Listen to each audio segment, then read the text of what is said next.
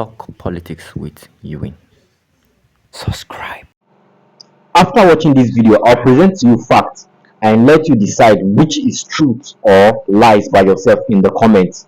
Watch.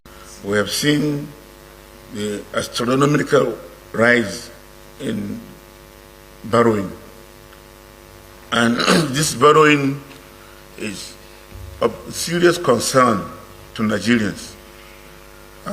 What I'm saying is in the public domain, is not anything hidden. When this government came in, it inherited, I think, over 75 trillion naira.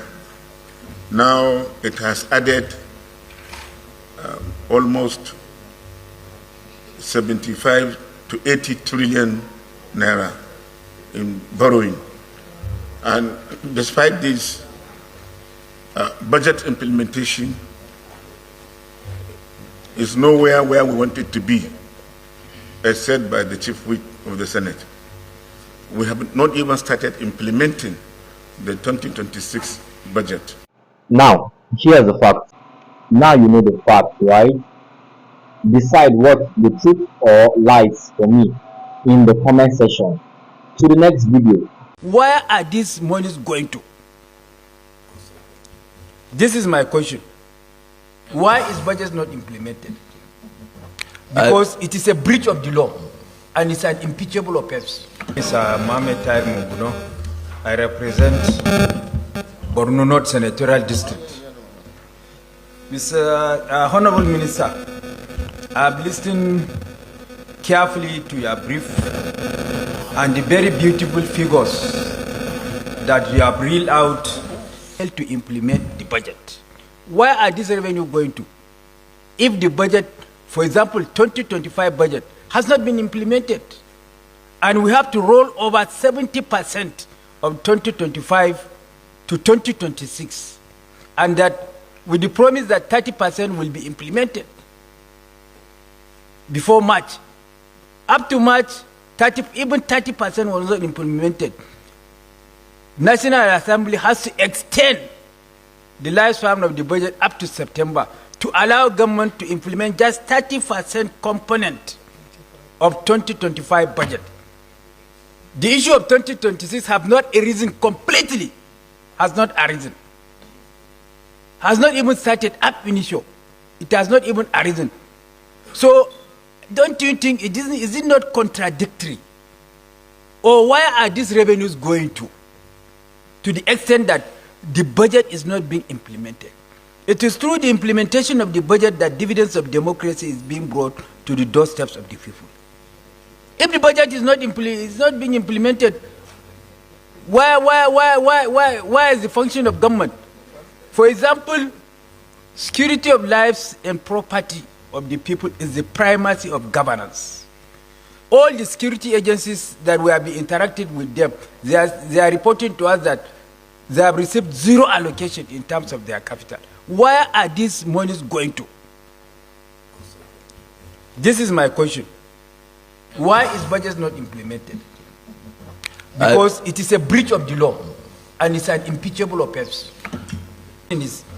Then about 3.7 trillion naira was received last month, and only 2 trillion naira was disbursed to the three tiers of government.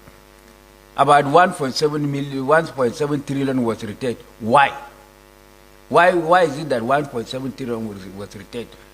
Why not disburse all the 3.7 trillion to the three tiers of government? This is my question. Thank you. Particularly foreign loans. And I'll take that, with your permission, together with the last question from distinguished senator, also on debt. I think there is the need for some clarification in terms of how debt numbers are reported. So first, for external loans, we always need the approval of the National Assembly. So what tends to happen is, when we get the approval of the National Assembly, the media would rightly report it. And many people take that as money borrowed. When we now borrow the money, they report it again. So, in fact, I think it was last year when the National Assembly approved about $20 billion, which was based on MTEF. So people add up big numbers as the money we have borrowed, and that is misleading in terms of the analysis. We're currently finalizing this breakdown in the Ministry of Finance. We'll make it available to the public. It will show how much the National Assembly approved and how much of that we have borrowed and how it has been spent.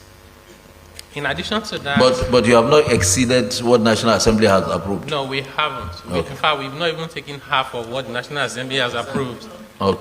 And we're also guided by the Fiscal Responsibility Act that only allows the government to borrow for capital expenditure and human development. So we are mindful of that.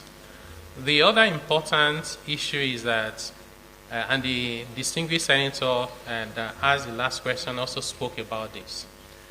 When this administration came into power, public debt was around 75 trillion.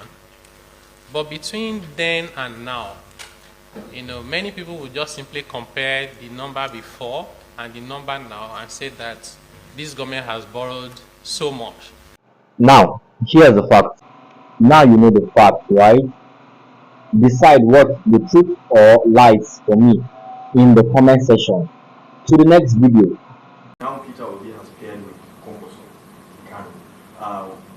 Do you think he stands a chance against these contenders? I don't think so. I don't think Peter Obi and Kano, and Kwankwaso ticket will succeed in Kano. It will not succeed. In fact, it is dead on arrival because Peter Obi was a governor in the Southeast geopolitical zone, a governor in Anambra State. What did he do as a governor? What legacy did he leave as a governor? And from that, what other